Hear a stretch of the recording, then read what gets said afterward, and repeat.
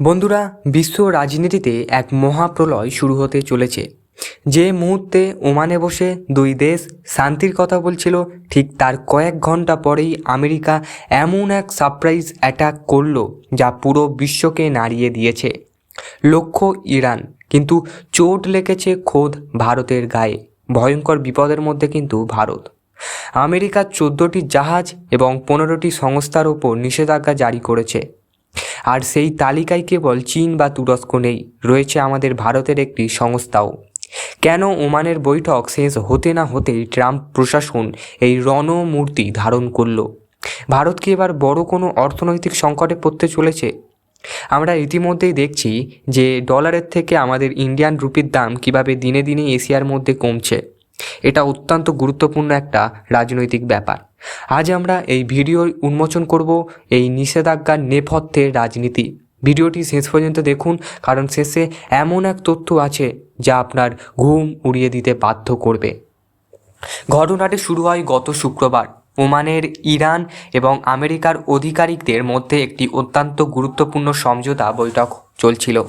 পুরো বিশ্ব তাকিয়েছিল, হয়তো মধ্যপ্রাচ্য রক্তপাত কমবে।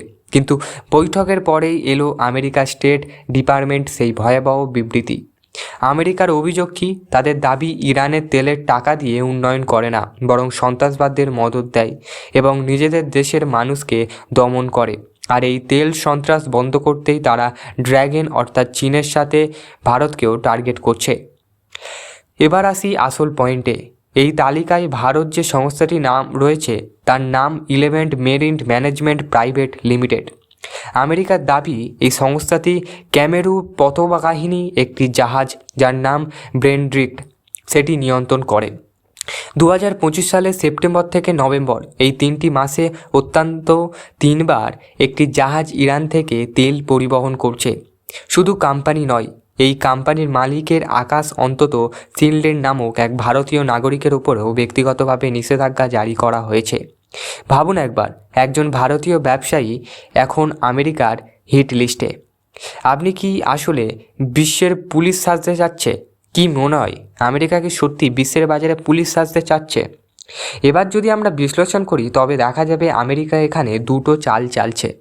অর্থনৈতিক টুপি চেপছে, ইরানের পেট্রোলিয়াম এবং পেট্রোকেমিক্যাল পণ্য থেকে আসা রাজস্ব বন্ধ করা। 2 নাম্বার, চীন, তুরস্ক, আরব আমির শাহে এবং ভারতের মতন দেশগুলোকে এই বার্তা দেওয়া যে ইরানের সাথে ব্যবসা করলে মসুল গুনতে হবে প্রত্যেককে।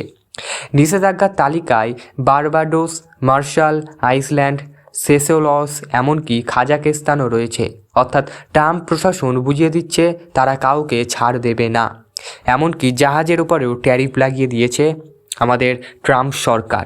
ট্রাম্প কি চাচ্ছে বোঝা যাচ্ছে না। ট্রাম্প পাগলা হাতির মতন ব্যবহার করে। পর্যবেক্ষকরা বলছে ওমানের ইরানের সাথে বৈঠক মোটেও ভালো হয়নি। যদি আলোচনা সফল হতো তবে এই নিষেধাজ্ঞা কোনো মানেই ছিল না। এর মানে দাঁড়ায় তেহরান এবং ওয়াশিংটনের মধ্যে ইগোর লড়াই এখন চরমে। আমেরিকা স্পষ্ট বলছে তারা ইরানকে দুর্বল করতে আরও কঠোর পদক্ষেপ নেবে। কিন্তু এতে ভারতের কী হবে? আমরা জ্বালানি তেলের বাজারে এর প্রভাব কতটা পড়বে? আমাদের অর্থনীতিতে কি আরও মুদ্রাস্ফীতির দিকে এগোবে? বন্ধুরা, এটা কেবল তেলের লড়াই নয়, এটা ক্ষমতার লড়াই। একদিকে ট্রাম্পের আমেরিকার ফার্স্ট নীতি, অন্যদিকে ইরানের অস্বস্তির লক্ষ্য লড়াই। ভারত এখানে এক কঠিন পরিস্থিতির সম্মুখীন। একদিকে আমেরিকার সাথে বন্ধুত্ব রক্ষা, অন্যদিকে সস্তায় জ্বালানি পাওয়ার সুযোগ হারানো। কিন্তু প্রশ্ন থেকে যায়, ভারত কি আমেরিকার এই চাপের মুখে নতি স্বীকার করবে, নাকি জয়শঙ্কর কূটনীতির এবারও কোনো ম্যাজিক দেখাবে? পরবর্তী ভিডিওতে আমরা আলোচনা করব ভারতের পরবর্তী পাল্টা চাল কী হতে পারে। আপনারা কি মনে হয়, আমেরিকা কি ভারতের মতন বন্ধু দেশের সংস্থার উপরে এইভাবে নিষেধাজ্ঞা জারি করা ঠিক হয়েছে? কমেন্ট বক্সে আপনার মতামত জানান। ভিডিওটি ভালো লাগলে শেয়ার করুন এবং এই ধরনের আরও তথ্যবহুল ভূ রাজনৈতিক বিশ্লেষণের জন্য আমাদের চ্যানেলটিকে সাবস্ক্রাইব করে বেল আইকনটি প্রেস করে রাখুন। দেখা হচ্ছে পরের ভিডিওতে। ভালো থাকবেন, সুস্থ থাকবেন।